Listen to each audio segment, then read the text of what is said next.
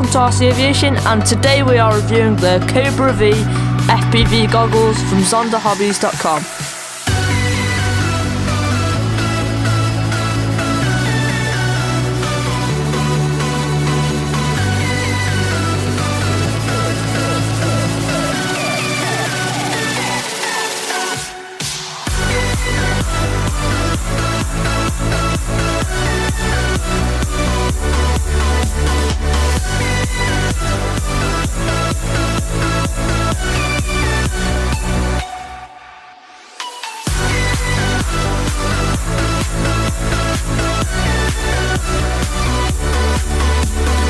Right, so let's have a look inside the box. First off, I have to say that I have unboxed this and used these prior to this review so that I can get a feel for the goggles so I can give you an accurate review of how good they are. Right, so let's have a look. Right, so first off, you've got your carrying case for your FPV goggles and all the equipment that goes with them. This case has a really nice zip and it looks like it'll keep your equipment really protected against use and weather. Right, so first off, you've got your Zonda Hobbies support card, a bit like in the DTS Q220. Right, so let's have a look in this little package here.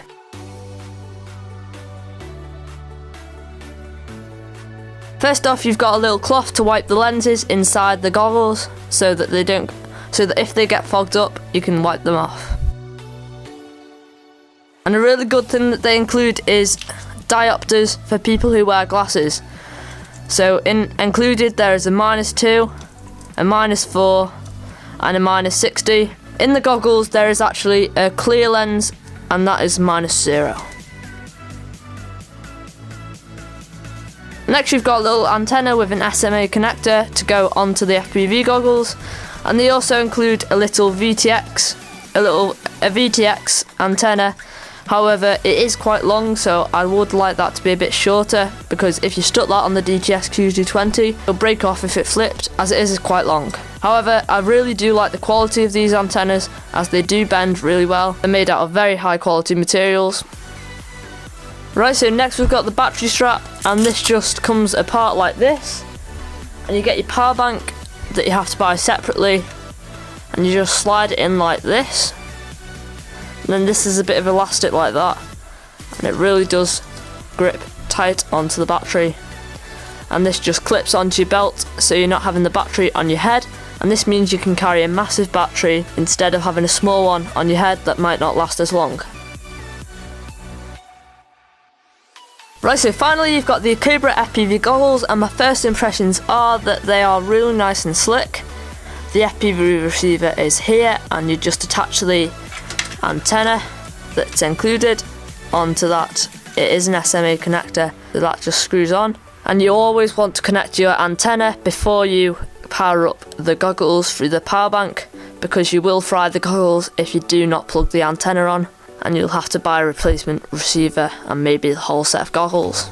You always want that facing up as well. Right, so up here you've got the brightness and contrast controls, and they work really well, because you don't have to actually be out of the goggles to change them. You can just go like that and change it. One of my only dislikes with this goggles is this little USB here. I don't like the dip switches. I'd rather an auto scan feature or some little buttons. Do it in order. It will be much quicker.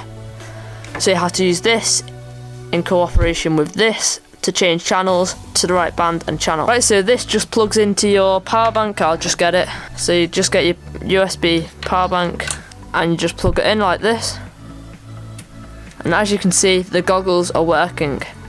It does go to snow screen, so it doesn't go to blue. Right, so these do feel really light on your head. I don't have a set of scales, so I can't weigh them at the moment, but they do feel really comfortable on your head, and this little strap at the back hides that little adjuster strap, so you can adjust the size of this strap, and it makes it more comfy on your head. So overall I think that the reception on this receiver is excellent. The best I've ever seen actually on FPV goggles. Really clear and a nice image. So the only disadvantages of this is the little USB and the fact that it doesn't actually come with a power bank. However, everything else is really well thought out, and it is really light on your face and really comfortable. So I'm going to leave you with some FPV footage from the DTS Q220 This doesn't have a DVR, but it's the live onboard recording that I was flying today, and I had no problems. Even when the quad went upside down, I didn't lose any signal and get any lines. I am using a 25mm transmitter, and here's the video. Hope you've enjoyed watching this video. New videos are at 10 AM every Tuesday. However, the holidays have thrown me off a bit at the moment. So I hope you've enjoyed watching this, and enjoy the rest of the video.